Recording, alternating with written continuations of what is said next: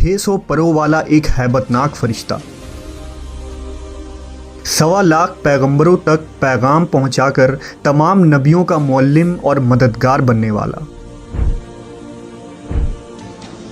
फरिश्ता जिब्राईल की तारीख क्या है? जिब्राईल मेराज की रात सिदरतुल मुंतहा तक जाकर क्यों रुक गए थे? हम इस वीडियो में फरिश्ता जिब्राईल के उन हक़ाइक़ को पेश करेंगे जो आपने इससे पहले कभी नहीं सुनी होगी। बहैसियत मुसलमान, फरिश्तों पर ईमान रखना हमारे ईमान का हिस्सा है। हर मुसलमान इकरार करता है कि वो ईमान लाया है अल्लाह पे, उसके फरिश्तों पे और उसकी किताबों पे और उसके रसूलों पे और क़यामत के दिन और मरने के बाद फिर ज़िंदा होने पे। इस्लाम में फ़रिश्ते आसमानों पर रहने वाली बरगुज़ीदा और बाबरकत ऐसे मखलूक हैं जो ख़ता से पाक और मासूम हैं। उनकी पैदाइश इंसानों से पहले हुई है। अल्लाह ने उनकी तख्लीक नूर से की है। वो अल्लाह की हम्दो सना बयान करते हैं और उसकी तरफ से आयद मुख्तलिफ़ ज़िम्मेदारियों पर मामूर है। अल्लाह ताला का पैगाम इंसानों तक पहुँचाना उन्हीं फ़रिश्तों के ज़िम्मे है। उन तमाम फरिश्तों में 4 मशहूर फरिश्ते हैं जिनके नाम हज़रत जिब्राईल, मीकाईल, इसराफील और इज़राईल अलैहिस्सलाम है। इन तमाम फरिश्तों में हज़रत जिब्राईल अलैहिस्सलाम तमाम फरिश्तों के सरदार और सबसे बरतर हैं। रिवायतों के मुताबिक फ़रिश्तों के 12 कबाइल हैं। हर कबीले में फ़रिश्तों की तादाद ज़मीन के ज़र्रात के बराबर है। अर्श इलाही के 6 लाख पर्दे हैं जिनके इर्द गिर्द फरिश्ते हमेशा घूमते रहते हैं। हर पर्दे के गिर्द इस कदर फरिश्ते हैं जितने दरिया में कतरे, लिहाजा उनकी सही तादाद का इल्म सिर्फ अल्लाह को है। जिब्राईल अलैहिस्सलाम को अल्लाह के दरबार में सबसे ज़्यादा कर्ब हासिल है। जिब्राईल के माने अब्दुल्लाह यानी अल्लाह का बंदा है, मीकाईल के माने उबैदुल्लाह और इसराफील के माने अब्दुर्रहमान है। दरअसल हर वो लफ्ज़ जो ईल के साथ मुंसलिक हो वो अल्लाह की इबादत करने वाला है। कुरान पाक में 3 मकामात पर जिब्राईल अलैहिस्सलाम का नाम आया है। बाज़ जगह उन्हें रूहुल कुदुस और रूहुल अमीन भी कहा गया है। जब जिब्राईल अलैहिस्सलाम आलम वजूद में आए तो फ़ौरन सजदे में गिर पड़े और ये सजदा तकरीबन 30,000 सालों की मुद्दत में ख़त्म हुआ।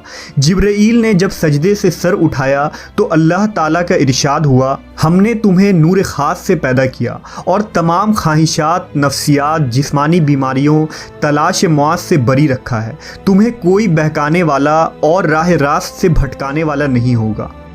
जिब्राईल अलैहिस्सलाम की पाकी का इंतज़ाम कुछ इस तरह किया गया कि जन्नत में एक नहर तामीर हुई जिसमें जिब्राईल अलैहिस्सलाम दाखिल होकर गोता लगाते हैं और बाहर आके अपने पर को झाड़ते हैं। गोता लगाने के बाद जितने कतरे उनके परों से गिरते हैं, अल्लाह हर कतरों से एक फ़रिश्ता पैदा फरमाता है। हालांकि जिब्राईल अलैहिस्सलाम के 600 पर हैं। अगर एक पर फैला दें तो आसमान के किनारे छुप जाएं।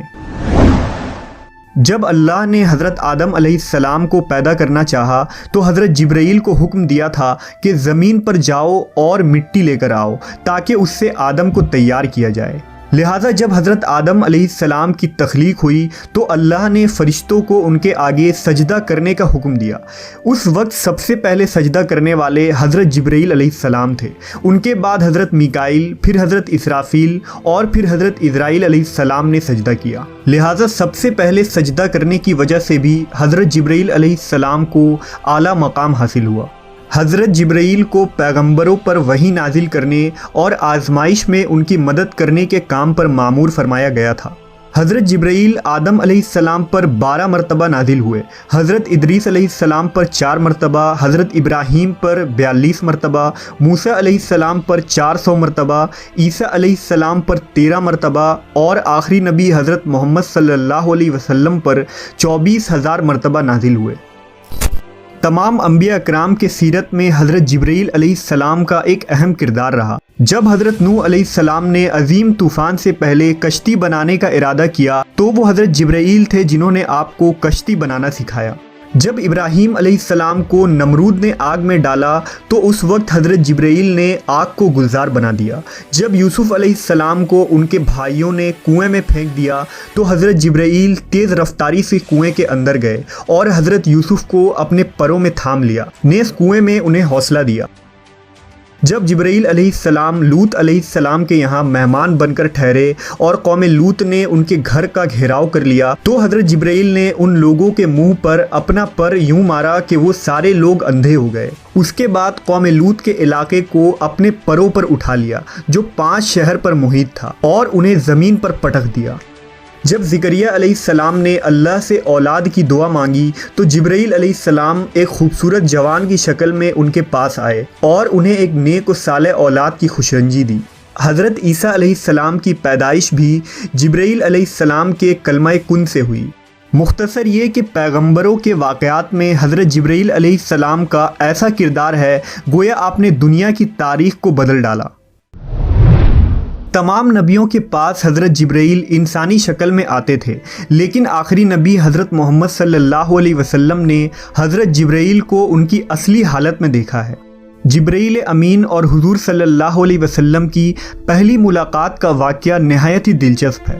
دراصل حضور کو تنہائی پسند تھی اور آپ غار حرا میں جا کر عبادت کیا کرتے تھے، لہٰذا ایک دن غار حرا میں آپ عبادت میں مشغول تھے۔ اس اثنا میں آپ صلی اللہ علیہ وسلم کے پاس ایک فرشتہ آیا اور کہا پڑھو۔ آپ نے کہا میں پڑھ نہیں سکتا۔ فرشتے نے آپ کو سختی سے دبا دیا، پھر چھوڑ دیا اور کہا پڑھو۔ حضور نے کہا میں نہیں پڑھ سکتا۔ فرشتے نے دوسری مرتبہ دبایا، پھر چھوڑ دیا اور کہا پڑھو۔ حضور نے کہا میں نہیں پڑھ سکتا۔ تیسری دفعہ اس فرشتے نے آپ کو پھر دبایا اور چھوڑ دیا اور کہا اپنے اس پروردگار کا نام لے کر پڑھو جس نے انسان کو پیدا کیا۔ اس کے بعد آپ صلی اللہ علیہ وسلم گھر واپس آئے۔ آپ کا دل لرز رہا تھا۔ آپ اپنی زوجہ حضرت خدیجہ کے پاس آئے اور کہا مجھے کمبل اڑا دو، لہٰذا انہوں نے آپ کو کمبل اڑا دیا۔ جب آپ کی گھبراہٹ کچھ کم ہوئی تو آپ نے حضرت خدیجہ کو سارا واقعہ بتایا۔ اس کے بعد حضرت خدیجہ آپ صلی اللہ علیہ وسلم کو اپنے چچا زاد بھائی ورقہ بن نوفل کے پاس لے گئیں۔ ورقہ ان لوگوں میں سے تھے جو موحد تھے اور اہل مکہ کے شرک و بت پرستی سے بیزار ہو کر نصرانی ہو گئے تھے اور انجیل کا عبرانی زبان سے عربی میں ترجمہ بھی کیا تھا۔ وہ بہت بوڑھے اور نابینا ہو چکے تھے۔ حضرت خدیجہ نے ان سے کہا کہ بھائی جان آپ اپنے بھتیجے کی بات سنیے۔ ورقہ بن نوفل نے کہا کہ بتائیے آپ نے کیا دیکھا؟ حضور نے غار حرا کا پورا واقعہ بیان فرما دیا۔ یہ سن کر ورقہ بن نوفل نے کہا یہ تو وہی فرشتہ ہے جس کو اللہ تعالیٰ نے حضرت موسیٰ کے پاس بھیجا تھا۔ پھر ورقہ بن نوفل کہنے لگے کہ کاش میں آپ کے اعلان نبوت کے زمانے میں تندرست و جوان ہوتا، کاش میں اس وقت تک زندہ رہتا جب آپ کی قوم آپ کو مکہ سے باہر نکالے گی۔ یہ سن کر حضور نے فرمایا کہ کیا مکہ والے مجھے مکہ سے نکال دیں گے؟ تو ورقہ نے کہا جی ہاں، جو شخص بھی آپ کی طرح نبوت لے کر آیا لوگ اس کے ساتھ دشمنی پر کمر بستہ ہو گئے۔ وہ فرشتہ حضرت جبرائیل علیہ السلام تھے جو ہمیشہ نبی صلی اللہ علیہ وسلم کے حامی و مددگار بنے۔ نبی کی ہجرت ہو، جنگ بدر ہو، معراج کا سفر ہو یا کوئی اور موقع، ہر مقام پر جبرائیل امین نے نبی صلی اللہ علیہ وسلم کا ساتھ دیا۔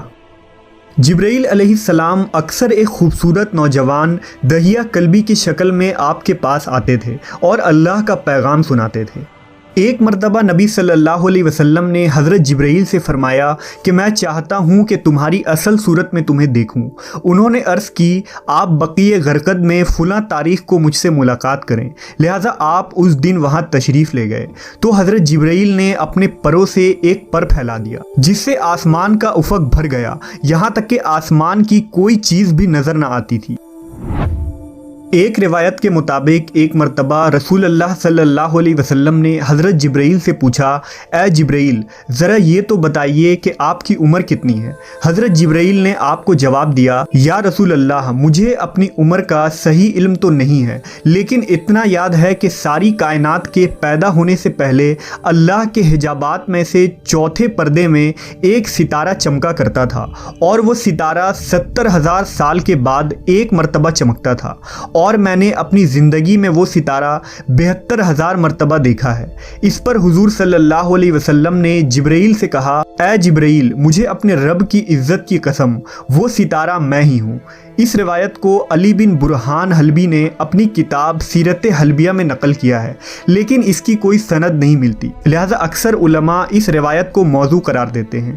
اللہ نے جبرائیل امین کو بے مثال خصوصیات اور بے انتہا طاقت و قوت سے نوازا ہے، لیکن اس کے بھی کچھ حدود ہیں۔ لہٰذا معراج کی رات جب نبی صلی اللہ علیہ وسلم سدرۃ المنتہا پر پہنچے تو حضرت جبرائیل وہیں رک گئے اور عرض کی کہ یا رسول اللہ، میں یہاں سے آگے نہیں جا سکتا، اگر میں ایک انگلی کے برابر بھی آگے بڑھوں تو جل کر خاکستر ہو جاؤں گا۔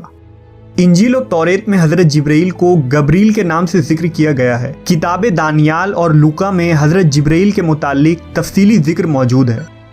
مشہور فلسفی ابن سینا نے حضرت جبرائیل کے ذات کے متعلق اپنی تحریر میں ایک لمبی بحث کی ہے اور یہ ثابت کرنے کی کوشش کی ہے کہ حضرت جبرائیل دیگر فرشتوں کی طرح نہیں، بلکہ انہیں روح کے ساتھ عقل بھی عطا کی گئی ہے جس کی کیفیت ماورا ہے۔ جبرائیل امین کے اندر وہ صلاحیتیں ہیں جو ایک عام فرشتے کے اندر موجود نہیں ہوتی۔